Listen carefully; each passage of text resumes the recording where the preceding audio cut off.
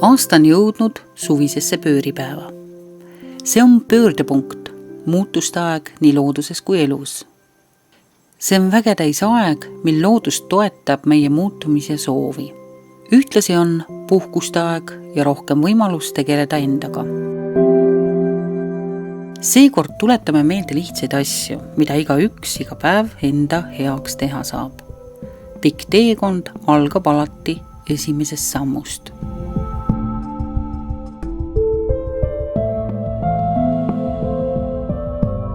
Vesi ümbritseb meid kõikjal. Me ise koosneme peamiselt veest. Et see imeline aine suudab infot säilitada ning edasi anda, on ka juba teadlased avastanud. Me saame ise väga lihtsalt veele soovitu üle kanda, nii et see hakkaks meid toetama meie ettevõtmistes.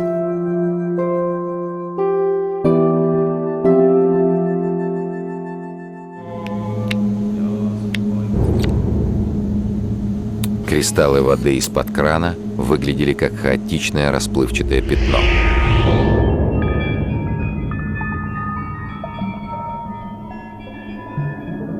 В то время как вода, побывавшая в храме, имела правильную симметричную форму шестилучиковой звезды.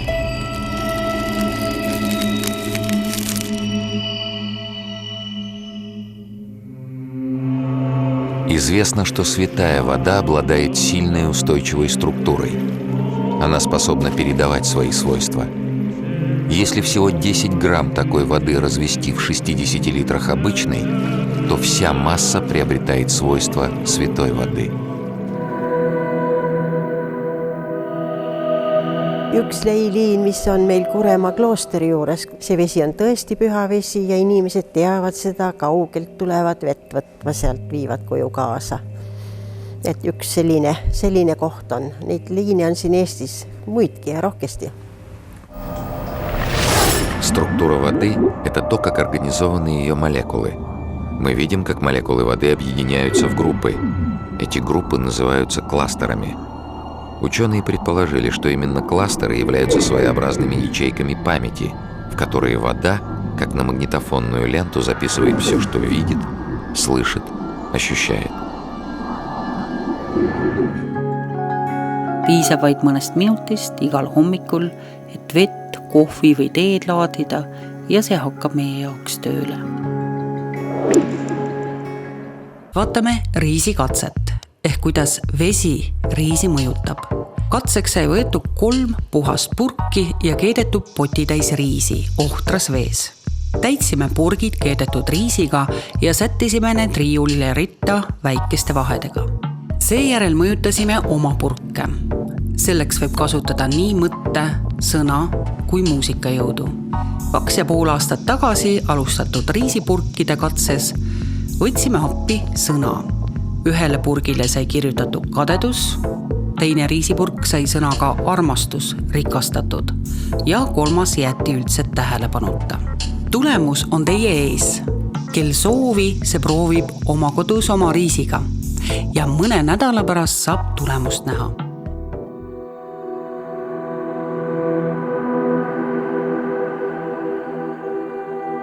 Võtkem näiteks merelaine. Ühtepidi vaadates on üks laine selgelt teistest eristuv. Sel on algus ja sellel on lõpp. Sünd ja surm. Teistpidi ei ole aga lainet ennast tegelikult olemas. See on vaid käitumine, mis on iseseisvast olemasolust tühi ja ainult vett täis. Nõnda taipame lainet lähemalt analüüsides, et see on midagi, mille tuul ja vesi on ajutiselt võimalikuks teinud ning mis on sõltuvuses hulgast pidevalt muutuvatest tingimustest. Samuti näeme, et iga laine on seotud kõikide teiste lainetega. Või võtame näiteks puu. Kui öelda puu, mõeldakse tavaliselt üsna kindlalt määratletud objekti ning teataval tasandil, nagu laine puhul ta seda ongi. Ent lähemal vaatlusel näeme, et lõppkokkuvõttes ei ole ka puul iseseisvat olemasolu. Järele mõeldes näeme, et see hajub iseäranis peeneks ja keerukaks seoste võrguks, mis ulatub üle kogu universumi.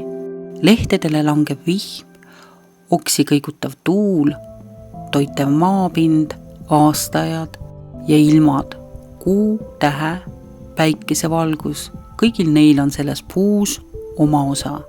Veelgi enam puu üle järele mõeldes leiame, et kõik siin maailmas annab oma panuse, et puust saaks see, mis ta on.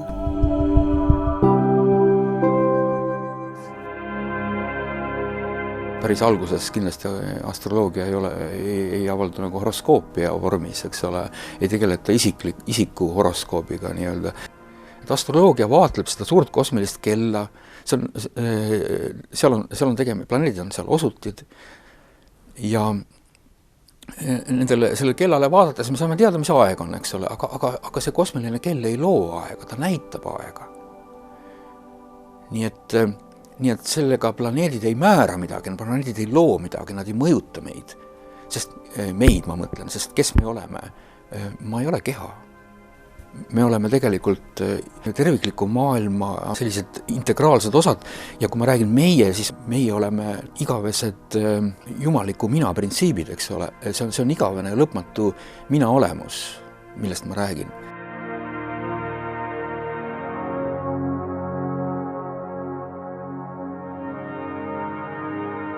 Astroloogia on hoopis palju rohkem kui ennustused järgmiseks päevaks või aastateks. Ennekõike on see süsteem, mille abil korrastada oma erinevate elualade teadmised ühtseks tervikuks.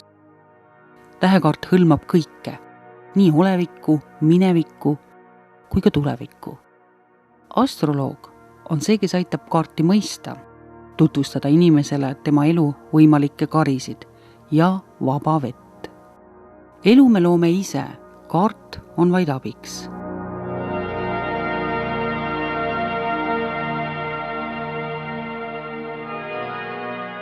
Astroloogia vaatleb inimese elu nagu aegruumi positsiooni, nagu teadvuse rännakut eelkõige, mitte bioloogilist või kehalist teekonda.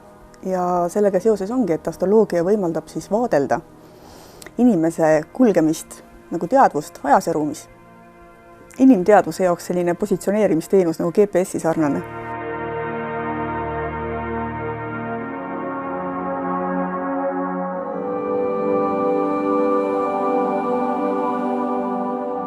Minu jaoks annab astroloogia vastused absoluutselt kõigele. See, mis toimub inimese siseplaanides, kui see, mis toimub tema ümber ja siis kuni sinnani välja, kuhu inimmeel on võimeline küündima.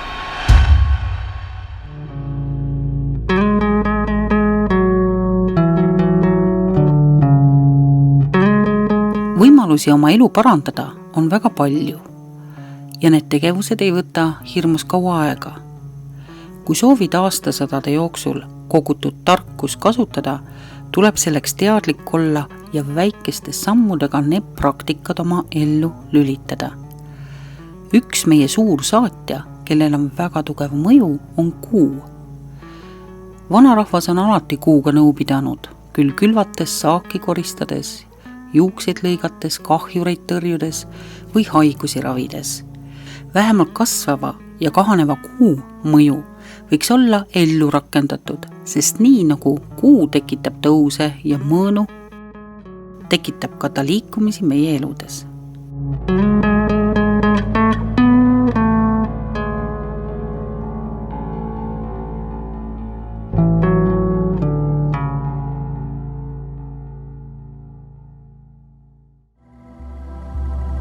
Ei ole inimestel niimoodi, et mingi toit absoluutselt ei sobi oma keemilise struktuuri poolt. On kindlasti igapäevane söömine on niimoodi, et organism omastab toidust kõige rohkem mikroelementid, vitamiinid, kõik, mida on vaja. Ja see on loomulik viis, ega ainult tablettides organism ei saa elada, ei saa omastada kõik vajalikud asjad. Aga paastufilosoofia hoopis teine. soov organismile natukene anda puhkus, see on väga loomulik protsess, sellepärast et esimene sümptom, kui inimene jääb haigeks, siis söögiisu kaob ära. Tegelikult see on selline füsioloogiline märk, et organismile vaja anda natukene puhkust selle jaoks, et taastada oma sisemist energiat ja parandada seda seisundi, mis organismis on tekkinud. Wisconsin ülikoolis USA's tehti katse, kus ahvidele anti erineva kalorsusega toitu. Paastunud 33-aastane ahv on katse lõpus terve ja näeb välja nooruslik. 30-aastane tavalist toitu söönud ahv näeb välja vana ja tal on diabeet, liigisevaevused, karvad langevad välja ning lihased kõhetuvad. Füsioloogid tegid selgeks, et meie rakkude ja organismi vananemine ongi šlakkide kuhjumine. Iga inimesele on see väga individuaalne. Alguses oli see küsimus, et kas inimesed on kõige sööjad, aga iga inimesel on oma fermentatiivne süsteem ja oma konkreetne ainult temale iseloomulik seedimine. Ja näiteks kolesterooli ainevahetuse eest vastutab maks. Kõik, mida me sööme, joome, läheb läbi maksa. Kui juhtub nii, et maks ei ole nii tugev, nagu oleks vaja, siis on see hea kolesterool, mis on maksa funktsiooni üks osa, langeb või ei ole piisavalt ja siis tekib organismis selline asi, et see halb kolesterool, mida me iga päev sööme, ladestub veresoonte ja hea kolesterool ei suuda teda neutraliseerida või vähendada seda mõju. Ja ongi juhtub, et kolesterool ladestub veresoontesse. Kui kaugele võib paastuga minna? Sööme selleks, et saada energiat, mis on salvestunud nii taimedesse kui nende kaudu loomadesse. Aga kas me saaksime võtta energiat otse päikeselt? Otsime vastust internetist. Väidetavalt on inimesi, kes toituvad valgusenergiast. Mõned neist ka ei joo üldse. Valgustoitujad ütlevad, et paastumine ja valgustoitumine on täiesti erinevad asjad. Paastudes on keha sund olukorras, mil ta kasutab olemasolevaid kehavarusid ja ka puhkab. Väga pikk paast võib ka ohtlik olla. Valgustoitumise puhul saab keha toitu edasi, lihtsalt see tuleb kõige otsemat teed pidi ilma tahke toidu vahenduseta. 2010. aasta Austria film Valguses oli valgus on tekitanud suurt vastukaja. Nicht, dass die Leute aufhören zu essen und zu trinken, das ist nicht entscheidend, das ist nicht der Punkt.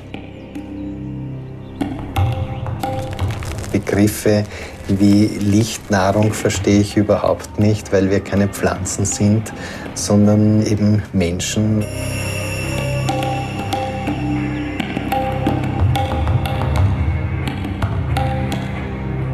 Also 60 Jahre ohne Wasser und ohne Essen und ohne Energie, das glaube ich schlicht und einfach nicht. Das ist denkunmöglich.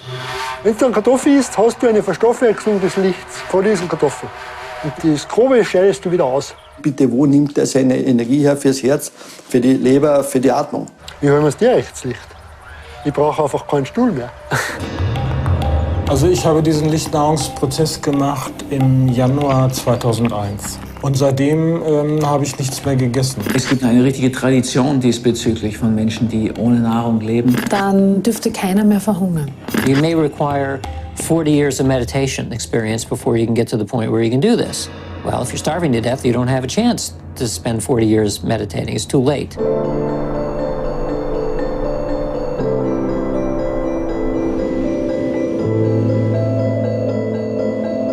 The mind is capable of producing effects, and that's mind-blowing. Möglicherweise gibt es da etwas. Paljusid asju on peetud võimatuks. Kunagi arvati, et autoga sõitmine üle 30 km tunnis on eluohtlik. Valgustoitujaid tekib järjest juurde, see teadmine levib ja millalgi võib see olla juba tavaline energia saamise viis. Saksamaal on grupp valgustoitujaid, kes on tahke toidu söömise lõpetanud 7–10 aastat tagasi. 63-aastane farmaatsiatööstuse manager Michael Werner läks valgustoidule üle uudishimust. Ta alustas 3 nädalat kestnud üleminekuga ja pole pärast seda enam söönud. 3 nädalast piisas täiesti, et end valgusele nii-öelda ümber lülitada. Esialgu võttis ta 20 liigset kilo alla ja siis jäi kehakaal püsima. Ta lasi end kliinikus 10 päeva põhjalikult uurida ning arstid tunnistasid ta täiesti terveks. Michael ei käi eraldi päikest võtmas, vaid toitub tavalisest valgusest, mida leidub kõikjal. 83-aastane Prahlad Chani on ilma toiduta ja veeta elanud 1940. aastast alates, seega 72 aastat. Ta ütleb, et Jumalanna amba hoiab teda elus. Alates 1970. aastast elab Chani erakuna ühes India templi lähedal koopas vihmametsa külje all, ärgates kell 4 hommikul ja veetes enamiku ajast mediteerides. Venemaal elav Zinaida Baranova lõpetas tahke söögi söömise 2000. aastal ja vee joomise 2010. aastal. Ta ütleb, et see oli talle ka endale arusaamatu, sest ta ei teadnud midagi ilma söögita elamisest. Ta lihtsalt tervenes. Ta sai sisemise teadmise, et võib seda proovida. Ta ei kartnud üldse, kuna see polnud tema enda tahe, vaid saadetud kõrgemalt poolt. Ta lihtsalt usaldas. Nagu ta ise ütleb, kui võrrelda keha Vene matrjoškaga, siis kõige väiksem sisemine nukk on nagu füüsiline keha, aga kõik ülejäänu energiakeha. 2008. aastal ka Eestit külastanud valgustoituja, 74-aastane Hiira Ratamanek on päikesevaataja juba 20 aastat. My relationship, I eat very rarely, sometimes just for hospitality purposes, but mostly I take tea, coffee, juices, water and so on. But most of the time, say 90% of the days I don't eat. Sometimes I eat just to be in company with my host or friends or something like that. No, I don't have desire, I don't feel hungry also, but sometimes for social purposes I open, and I have proved before medical science thrice that I can remain on water for longer periods, like 211 days, 411 days, 130 days. So I can remain with water only for 100, 200, 300, 400 days also. Laiskust on mitmesugust. On idamaine laiskus ja läänemaine laiskus. Idastiilis laiskuse harrastamine on täiuseni viidud Indias. See seisneb selles, et terve päev aeletakse midagi tegemata päikese käes. Välditakse igasugust tööd ja kasulikku tegevust.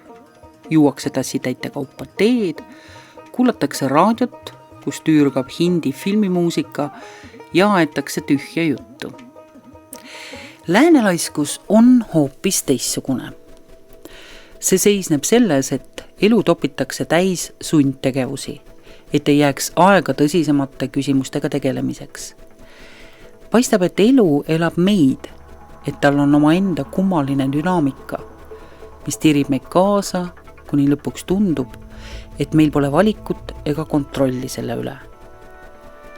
Muidugi teeb see meile vahetevahel tuska. Me näeme hirmu unenägusid ja ärkame higisena mõeldes. Kuid hirmud kestavad üksnes hommikusöögini. Seejärel ilmub välja portfell ja me pöördume tagasi sinna, kust alustasime. Vahel tundub, et tänapäeva kultuuri suurim saavutus on hiilgav oskus müüa sansaarat ja silla viljatuid meelelahutusi. Niisugune tänapäeva sansaara toitub ärevusest ja masendusest, mida ta ise meis kõigis arendab, kasvatab ja hoolikalt turgutab tarbimismasina kaudu, mis peab meis pidevalt ahnust ülal hoidma, et ise käima jääda.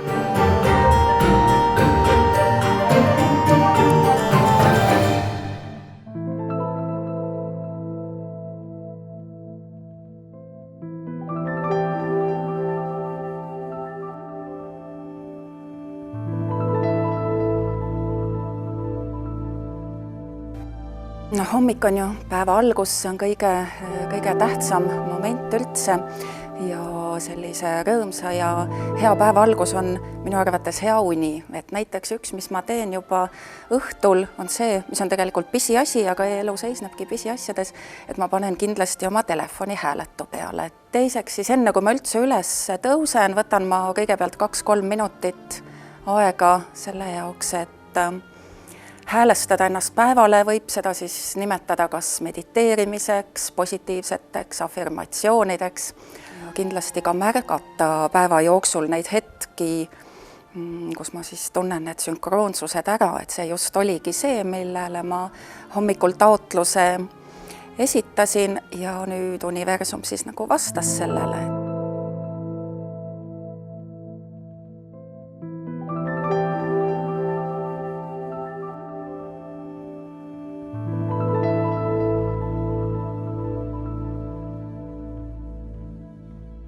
Kuidas sina ennast hommikuti käivitad sellele saabunud päevale?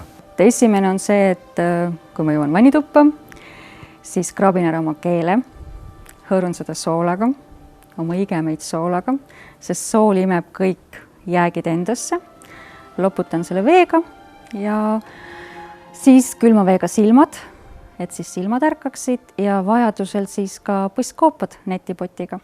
See on nohukannuga nii-öelda, jah? Jah, nohukannuga, jah, just.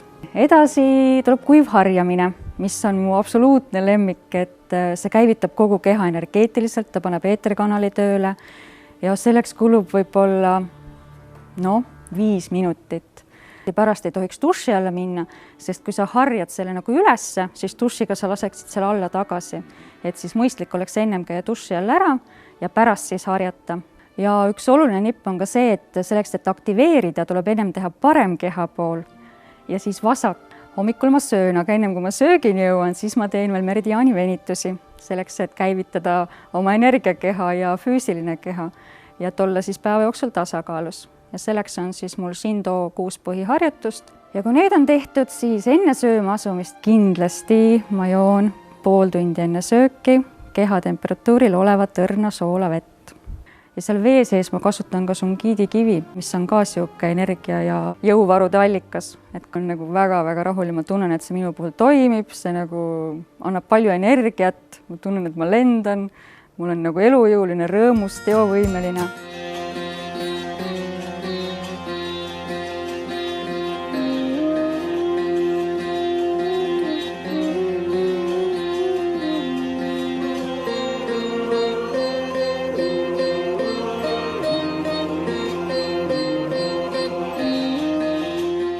Minu päev algab üsna vara. Tõusen juba hommikul kell 5. Tõusen, tegelen oma füüsilise kehaga. Ütleme, kuskil tund aega teen sellise füüsilisi harjutusi, pool tundi mediteerin, puhastan oma meelt ja siis teadlikult mõtlen oma päeva läbi, mis ma teen. Samamoodi, mis on oluline joogas, on kuidas me toitume ja millised on meie toitumisharjumused, kui tihti me sööme, mida me sööme ja kus me sööme ja kuidas me sööme. Jooga annab siin väga palju selliseid praktilisi abivahendeid, kuidas me saame oma tavalisi harjumusi muuta.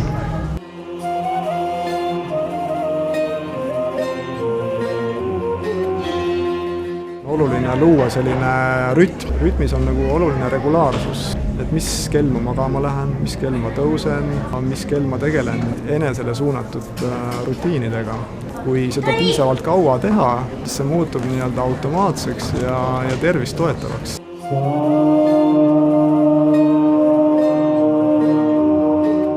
No joogas me ütleme, et 40 päeval on võimalik uut harjumust, uut rutiini juba kinnistada kehas. Kui seda teha kuni 1000 päeva, siis sa oled selle harjumuse meister juba. Harjumuste loomine ongi tegelikult hästi oluline, kuna meie loome teadlikud harjumused ja harjumused loovad meid.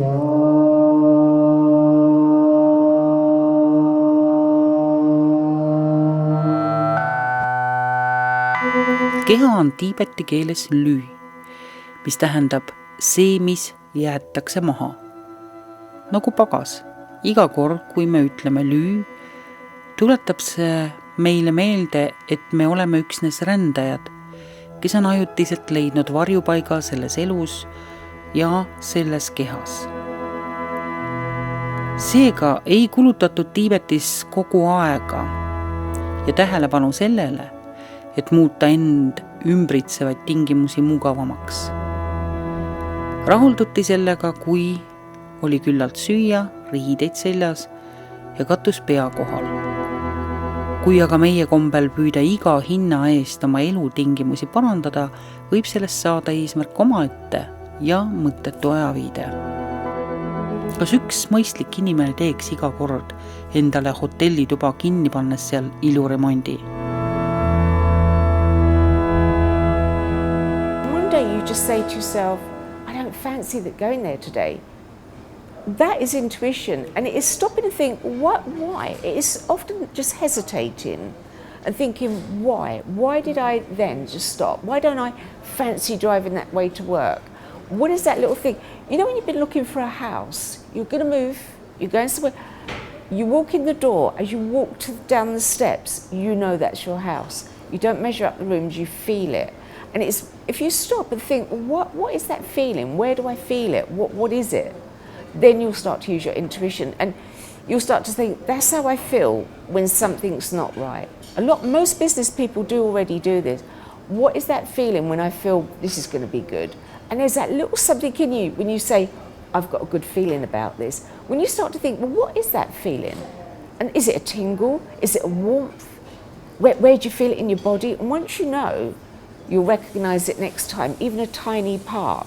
And once you start to use that, you'll be aware of it. Every time you go, oh, I've got my lucky feeling, or I've got my be careful feeling. Once you know that, you'll be able to use it all the time. They've done lots of studies and found the people at the top are far more liable to use their intuition. Bosses usually use their intuition. They've done masses of studies and they found people at the top, you listen to the rich and famous, they usually say, big businessmen like Donald Trump say, I use my intuition, I use my gut feeling, then I check the figures. People at the lower levels don't use their intuition as much. People who don't get above the middle usually look too much at facts and figures and don't use the gut feeling more. So yes, if they all used it, you'd have a team of champions, wouldn't you? It's got to help the company.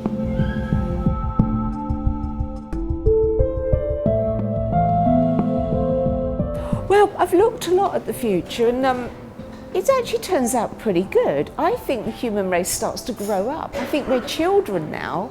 We're like children. And I think over the next 100, 200 years, we mature, we grow up, we work together more. I've looked at our future selves and we're more interested in connecting with other people. Now we've got this division and don't like them because of this, don't like them because of that. We're all much more connected and we don't worry about what we've got. We don't worry about the materials so much.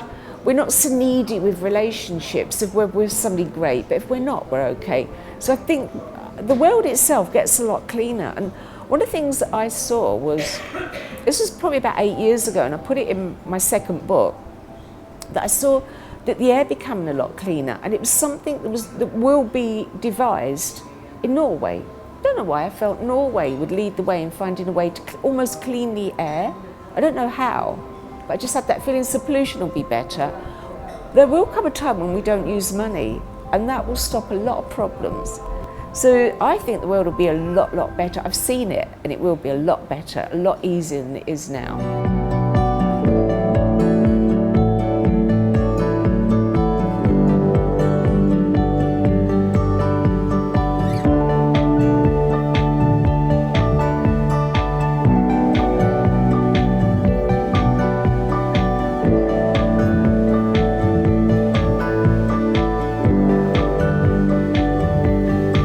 Сейчас я уже начинаю понимать, что если говорить о духовности, то это тот случай, когда люди не просто говорят о духовности, которая может просто пахнуть, а они воплощают свое понимание духовности на земле. Они преобразуют землю. То есть они строят вот это родовое поместье как райский оазис. Они строят его для кого? Для себя, но и для своих детей, для своих внуков, для своих потомков. для будущего. Они делают будущую планету. Потому что одно родовое поместье – это маленький-маленький квадратик, точечка всего лишь на большой планете Земля. Но вот когда их будет много, 1000, 2000, миллионы, то начнет преображаться вся Земля. И Земля ведь чувствует прикосновение рук человеческих. Если она преобразится, Земля, вот это и будет воплощение духовности, высшей духовности, в понимании, самом лучшем, самом положительном понимании вот этого слова. Если она преобразится, Земля, вот это и будет воплощение духовности, высшей духовности, в понимании, самом лучшем, самом положительном понимании вот этого слова.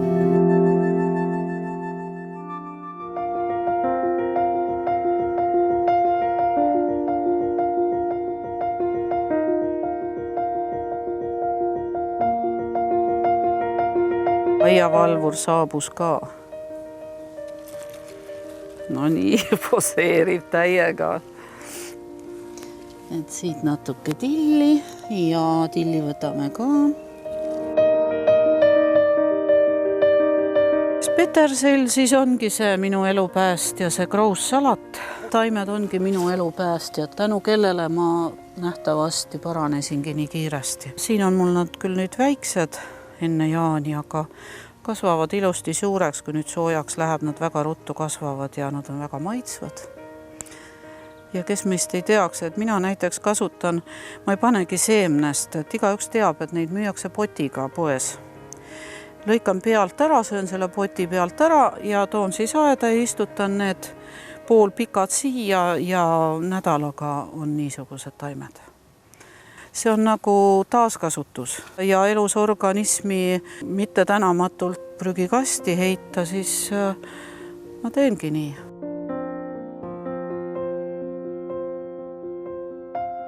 Täpselt nagu me kõik oleme siin maakeral üks pere, maa, planeedi maa, olendid, ükskõik siis, kas siis taimed, siis inimesed, loomad. Me oleme kõik ju sellest tulnud ja sinna ka läheme tagasi sellesse ringkäiku. Ja kui me sellest püüame kuidagi välja minna või kuidagi eraldi nagu ennast eraldada, siis hakkabki meiega juhtuma see, mis minuga juhtus. Et samamoodi on vähirakud, nemad hakkavad eraldi meie organismis elama ja sellepärast ka hukutavad nagu inimese organismi ja kui inimene, nagu te näete, praegu maakeral hakkab siin nagu omapäi asju tegema, siis ta võib ka maakera kui sellise hukutada, et täpselt sama toimub nagu inimesega. Ja üks asi veel, mis ma ütlen kindlasti, et kui öeldakse teile, et teil on kasvaja, siis ärge tehke omale surmaotsust. Sest tihtipeale öeldakse, et mis nüüd enam minuga, et nüüd on kõik.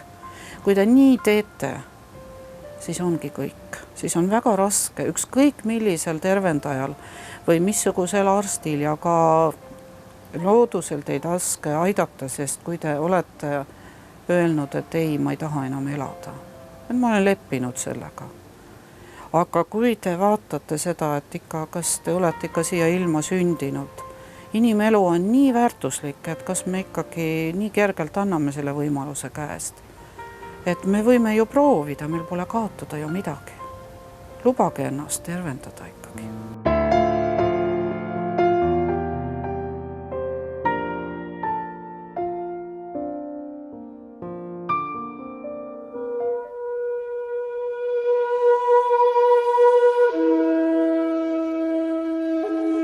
Happy is like everyone is looking happiness, Everybody is looking this universe and around few billions people are living, Not millions, billions of human beings. Everyone has same desire to be happy. Estonian people are looking for and happiness, dreams about to become relaxed and happy. The happiness you are going to walk, going to work, then you think I can get a lot of money, then I can go to the island holiday, you know. Then you go to the island or different island, you know, like a special, you know, warm place, Spain, this Turkey, somewhere, this Cyprus, like somewhere. Then you are spending there 1 week, you money finish, then you use a credit card, you know. They get the money from the bank, you know. Then you are coming here, you become a sufferer, you know, because you use the credit card. Temporarily, you can get their happiness and relax, you know. You need some condition, looking oceans and some good food and know people, know your enemies, know your relatives. You become completely free from all the family and country, you know. Little bit happy, but you are coming back, you are again stressed, you know. And the Buddhist view is not important to travel to become happy, you know, to get the happiness, go to Canada, America, India, or somewhere, you know. Happiness you can do here.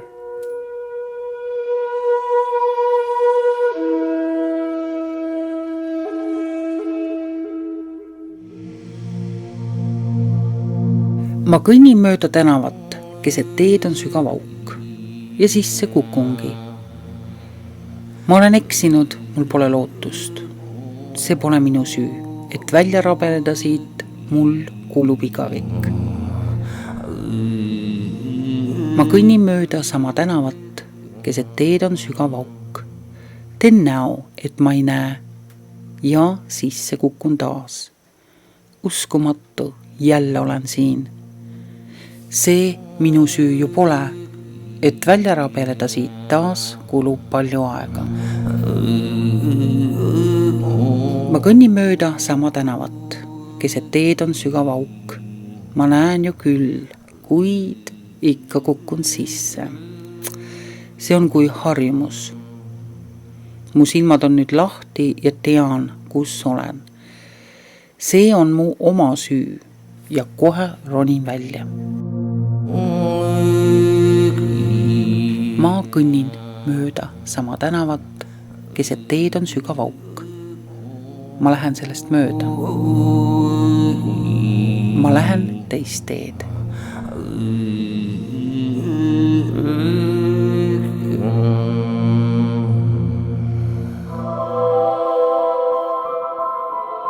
Iga liigutus algab mõttest. Ma tahan seda teha. Kuna me sageli ei viitsi või kahtleme endas, siis poeme ka mitmesuguste takistuste taha. Pole raha või pole aega. Täna oleme rääkinud asjadest, mille jaoks ei ole vaja raha. Või, kui siis väga vähe. Aga aega on küll tarvis. Ja suvel meil on aega, kui selle võtame. Pööripäev toetab meie muutumisi.